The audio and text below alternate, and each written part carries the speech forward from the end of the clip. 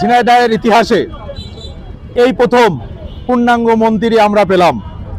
সেটা আমাদের শৈলকুপার কৃতি সন্তান অ্যাডভোকেট মোহাম্মদ আসাদুজ্জামানের হাত ধরে অবহেলিত শৈলকুপার যে জনপদ, সেই জনপদ আমরা আশাবাদী আসাদ ভাইয়ের নেতৃত্বে আমরা সবাই এই অবহেলিত জনপদকে সুন্দর ও সাবলীলভাবে একটা মডেল শৈলকুপা হিসেবে উপহার দেবে।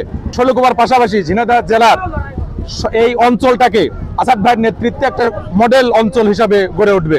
বাংলাদেশের রাজনীতিতে আমাদের প্রিয় নেতা তারুণ্যের অহংকার তারেক রহমান নতুন ধারা সৃষ্টি করেছেন। তার এই পরিপ্রেক্ষিতে আমাদের প্রিয় নেতা সাবেক অ্যাটর্নি জেনারেল তিনি তার লোভনীয় পথ ছেড়ে এই শৈলকুপাবাসীর ভাগ্যের উন্নয়নের জন্য রাজনীতিতে এসেছেন। তিনি এমপি হয়েছেন, তিনি মন্ত্রী হয়েছেন। আমরা চাই আমাদের শৈলকুপা হিন্দু, বৌদ্ধ, খ্রিস্টান সব দল বল নির্বিশেষে মিলেমিশে একাকার হয়ে থাকবো। কেউ কারোর সাথে প্রতিহিংসায় লিপ্ত হব না এবং শৈলকুপার উন্নয়নে আমাদের প্রিয় নেতা অগ্রণী ভূমিকা পালন করবে এবং শৈলকুপার মানুষ উন্নয়নের রোল মডেল দেখতে পাবে।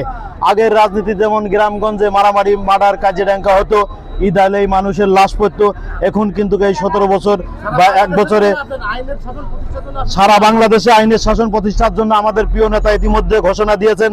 তার মনে প্রাণে স্বপ্ন ছিল যে বাংলাদেশে তিনি আইনের শাসন প্রতিষ্ঠা করবেন এবং এই আইনের শাসন প্রতিষ্ঠার অংশ হিসাবে তিনি অংশীদার হবেন। তার প্রেক্ষিতে আইনমন্ত্রী পেয়ে তিনি এই ঘোষণা দিয়েছেন যে বাংলাদেশকে আইনের শাসন প্রতিষ্ঠা করতে সর্বোচ্চ চেষ্টা করবে।